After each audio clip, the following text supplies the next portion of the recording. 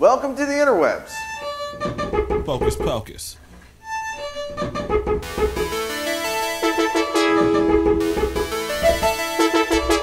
Hey folks, Adam Quirk, co-producer of the interwebs. This episode's running a little bit long, and we're going to have to speed it up a little bit. That's a conundrum. Wow. Day 3, South by Southwest. This is the interwebs. We spoke with a couple of awesome people today. More than a couple. More than two. On the sort of sales, revenue, investing side, we spoke to Dave McClure, who's of 500 Hats fame. Hey, we're with Dave McClure. We're at South by Southwest, but we're not actually at South by Southwest. We're here. We're for the Facebook Developers Garage. That's Dave Westheimer. He's interviewing me, interviewing Dave. It's really trippy. So Dave, tell us who you are and what you do. I'm working for Founders Fund these days, and I'm helping run the angel investment program we have in-house. So Founders Fund is sort of one of the premier VC companies, really high-profile stuff, Facebook, etc. Sort of a high bar to get in there, and you're doing something a little different than they normally do. So what is that? Founders Fund is a $220 million VC firm out of San Francisco. A bunch of guys that are ex-PayPal, ex-Facebook, some ex-Googlers. And we were trying to find great Series A deals. Typical investments probably like 1 to 5 million Series A type of deal. The program I'm running, FF Angel, is more focused on early stage stuff. That's probably 50 to 250K investments. And we're looking at companies that are sort of right before they might be ready for Series A, and we want to be able to get in early and see really interesting stuff and be able to make decisions more aggressively. So traditionally, angel investors are doctors, lawyers, anyone who's made a significant amount of money and is now sort of playing around in startup land, but it's not the serious money the Series A is doing. These guys are supposed to be wiped out by the recession, depression, whatever it is. Are you seeing that? I don't think they're wiped out. I mean, I think the long-term trend for angel investing, particularly in California, the last 10 years, is a bit more people getting into angel investing, outside maybe the downturn. So a lot of that, I think, came back. It was still happening, but also came back 2003, 4, 5. The recent downturn, I would say, has maybe knocked out a little bit of the folks who are doing the amateur angel stuff. So a lot of Googlers and Yahoo and other folks who felt like they had big pockets probably have half the amount of capital that they used to, and they may be trying to consolidate a little bit more. So there's maybe a little less of the amateur angel investing going on, but still there is some.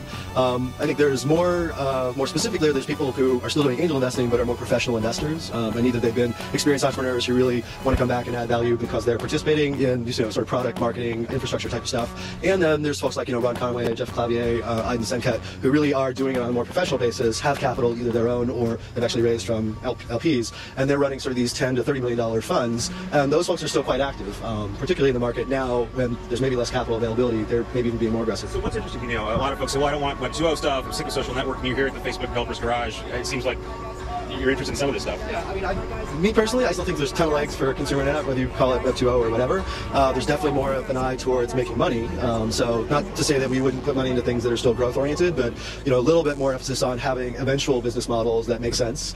I think there's still growth stories that are amazing. And I think there's also some interesting subscription and freemium models that are now quite interesting. People pay money for stuff now. People always pay money for stuff. Chris Anderson is pimping free, and that's I think really what he's saying is freemium, not just free. Right. But I always have the thesis that actually free is anything that you wouldn't take the time to call up telephone customer support and unsubscribe from. So $20 a month is essentially free if you don't want to take the hassle for unsubscribing for $20 a month. There's only so many $20 a month things you can actually subscribe to, right? I think there's a shitload of $20 a month things that you can subscribe to, and $20 a year things, and $100 year things. And the consumer paid model and the small business and paid models are still going to work quite well. I think a lot more people have become comfortable with paying for small monthly amounts. 37 Signals has definitely built a great business on that.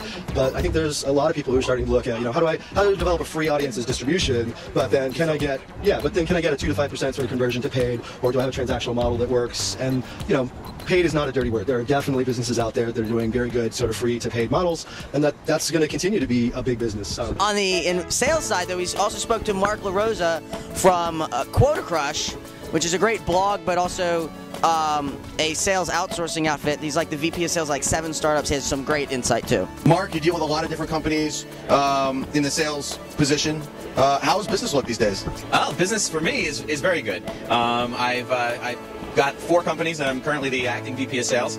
And there's definitely a very large need for companies to get out there and get money from revenue, in addition, instead of in funding. So are companies hiring you right now because of the economic climate? How does an outsourced sales team factor into what's going on in the broader economy? Yeah, I think that's exactly what it is right now, is that companies realize that they need to get to break even as quickly as they can. And sometimes that's difficult for someone that maybe hasn't been a CEO that's carried a bag, which means that they've actually gone out and they have a quota and they actually have to make a lot of sales, to feed their children. So that's something that I think they realize, hey, I'm going to hire somebody that's done this before, especially in the startup world, and that's where I'm coming in and helping them out. And we spoke to Andy Thompson and Matthew Rosenberg from eDopter. Tell us about eDopter. What does eDopter do? So basically, eDopter tracks trends in real time around the world, pop culture trends, and we do that by combining crowdsourced information with buzz that we collect automatically from the internet. Yeah, so what's eDopter's business model? I mean, how do you guys plan to make money?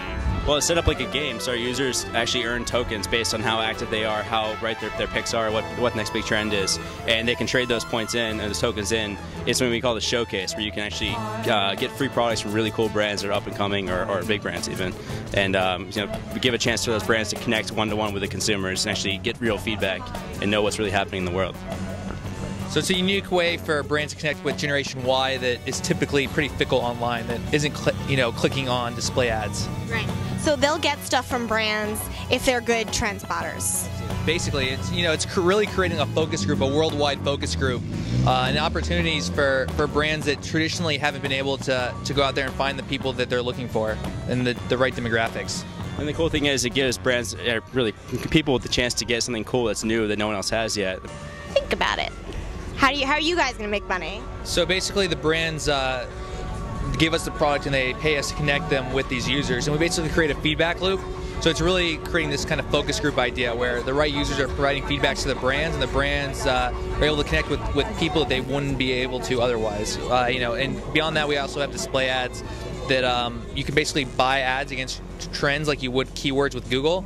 So if I am on Nike, let's say again, and I want to buy ads against other shoe trends and whatnot, you're able to do that as well. All right, thanks guys. Enjoy the rest of your South by. Thank you, Adam. Signing. What's the tagline again? That's a conundrum. That's a conundrum. By the way, we're sponsored by the AngelSoft Investor Search Engine. Go to angelsoft.net to check it out.